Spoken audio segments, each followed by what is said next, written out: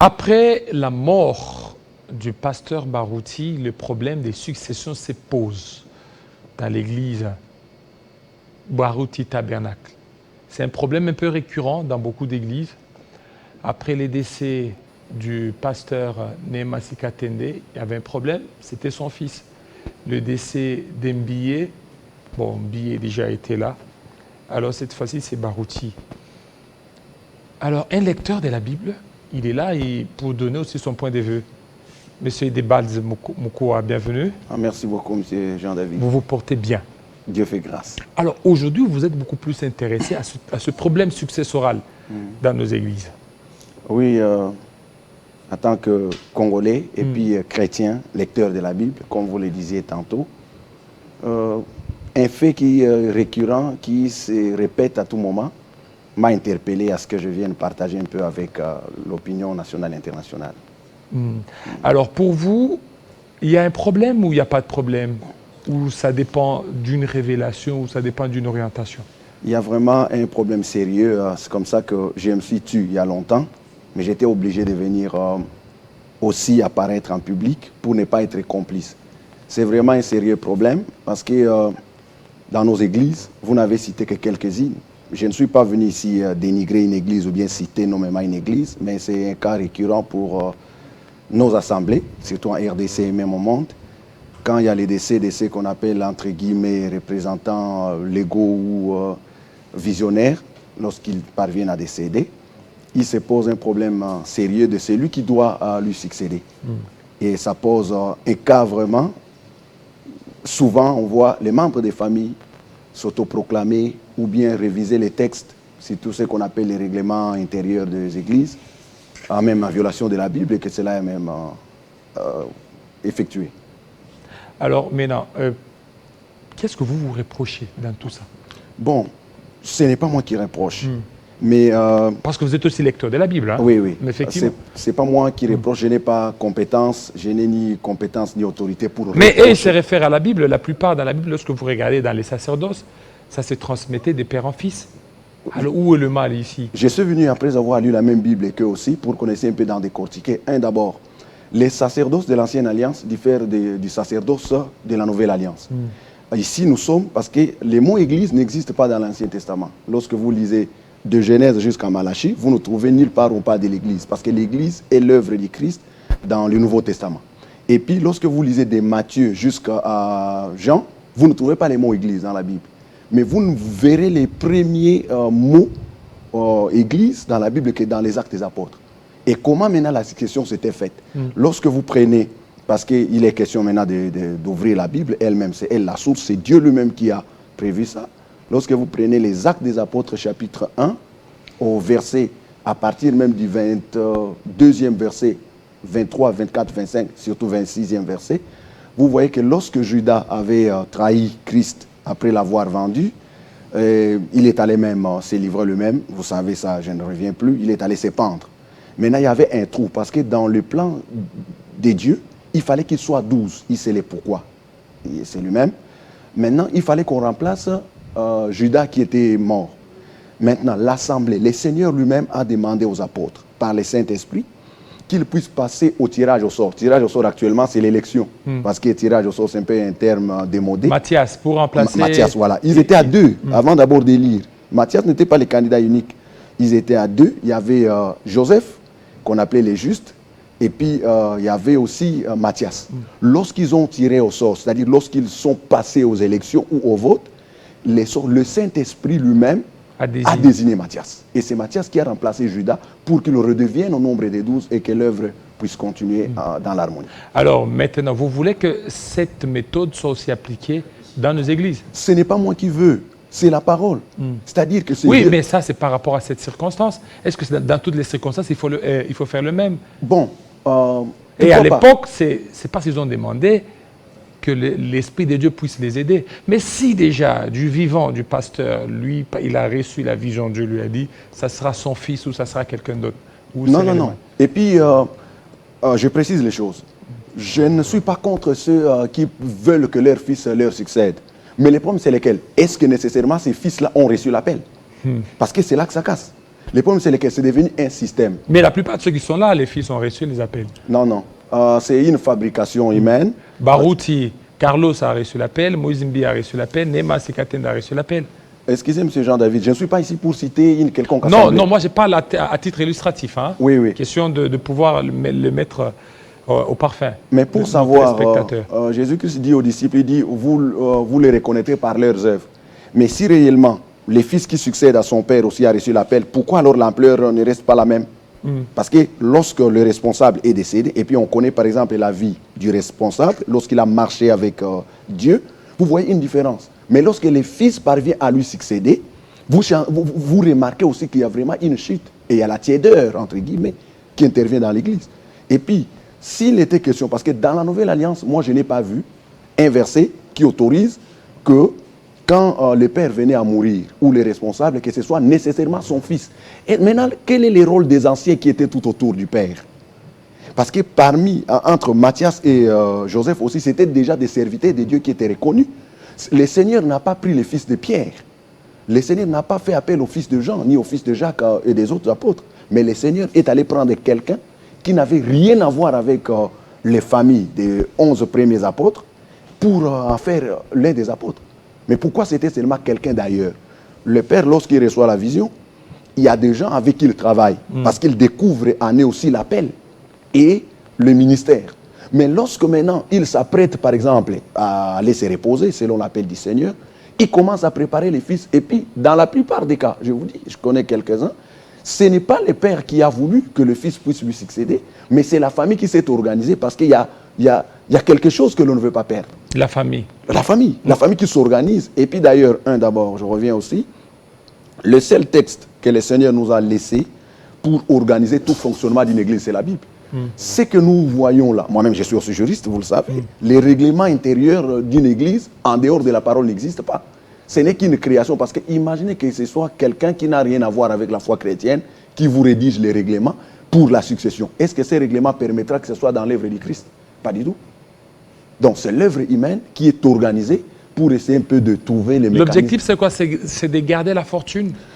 Bon, c'est l'avarice. C'est l'avarice. Ça, il ne faut même pas se voiler la face. On considère, parce que l'Église n'a pas pour mission, c'est même inasbel. Il y a la loi qui régit les asbels. C'est-à-dire que la loi ne reconnaît pas une église le rôle de générer les recettes.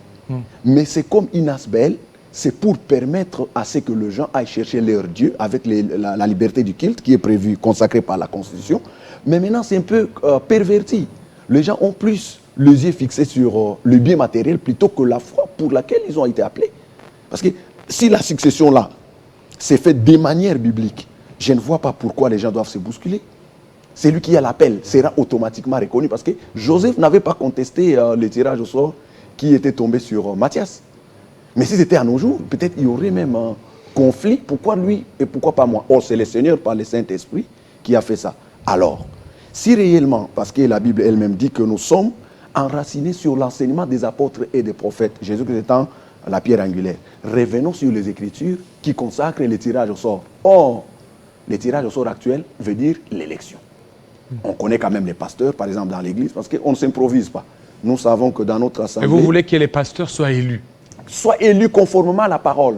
Élus? Élus conformément à la parole. Qui vont élire les pasteurs? Mais les fidèles. Qui avait élu ou qui avait tiré au sort Matthias? Non, c'est le Saint-Esprit. C'est le Saint-Esprit. C'est le Saint-Esprit. Ils ont tiré au sort et puis... Mais qui avait tiré au sort? Les hommes, les hommes. En plus, ils ont fait Boulinde Kotovata. Pape, ils jettent. Et puis, ça c'est A, ça c'est B. Face A, Matthias. Face B, les justes. Alors, ils jettent. Puis tout s'est tombé face B. Mais c'est ça, tirage au sort, non? Non, monsieur Jean-David. L'expression tirage au sort ne la comprenait pas au sens actuel. C'était l'élection. C'était l'élection. Tirage au sort veut dire c'était l'élection.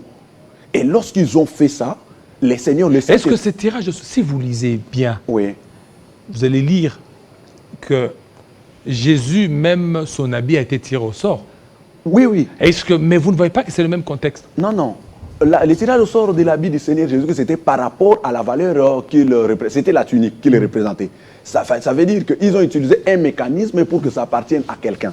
Mais ici, c'était l'assemblée. L'assemblée s'est organisée, de choisir. C'est ça le terme maintenant. Okay. De choisir celui qui devait remplacer Matthias. Et maintenant, lorsqu'ils ont commencé à choisir, le Saint-Esprit les a conduits à choisir Matthias. Et puis Joseph n'avait pas contesté parce que c'était le choix du Saint-Esprit. Cela ne veut pas dire que Joseph n'était pas le serviteur de Dieu. Mais peut-être il a contesté sans le savoir. Non, la Bible ne le dit pas. La Bible n'a pas voulu dire. Mais c'est Jean-David, je ne souhaite pas aussi spéculer, de peur que nous tombions sur ce contre quoi je suis venu. Allez-y. Donc, c'est ainsi que Matthias n'a pas contesté. Cela ne veut pas dire que Matthias n'était pas serviteur de Dieu. Mais le Seigneur, voyant l'appel qu'il avait fait à Matthias, a voulu que Matthias puisse succéder à Judas pour que l'œuvre puisse continuer. Joseph est resté le serviteur de Dieu jusqu'à sa mort. Joseph, oui. Jusqu'à sa mort. Jusqu'à sa mort. Alors maintenant, c'est quoi maintenant dans nos églises, le corps de Christ? Bon, c'est une difficulté.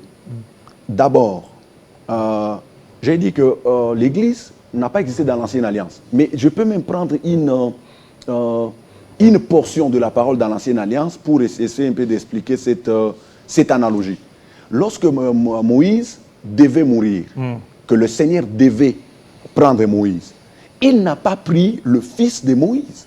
Moïse avait des fils et des filles. Mais le Seigneur a pris Josué, qui était, entre guillemets, le général. C'est un peu comme le chef d'état-major du peuple d'Israël. C'est lui qui allait mener la guerre en faveur d'Israël. Comme les seigneurs, parce que les seigneurs, c'est même écrit dans la Bible. Là, c'est peut-être la tête, mais au niveau du sacerdoce, ça ne se faisait pas comme ça. Non. Les sacerdoces de l'Ancienne Alliance étaient différentes. C'est-à-dire que c'était l'ombre. C'est les sacerdoces que le Seigneur a utilisés dans l'Ancienne Alliance, qui étaient les sacerdoces lévitiques. Mais lorsque Christ, le plus grand souverain sacrificateur, et celui qui a amené les sacerdoces infaillibles et éternels est venu, il a ouvert les sacerdoces à tous, ce qu'on appelle les sacerdoces universels. C'est comme ça que vous voyez que lui-même, en tant que souverain sacrificateur, n'était pas de la tribu de Lévi qui était chargé du sacerdoce. Mais il est venu d'une tribu dont on n'avait jamais fait allusion au sacerdoce. Ce qui veut dire qu'il a déjà annulé et aboli la loi suivant laquelle et les ordonnances qui organisaient les sacerdoces lévitiques.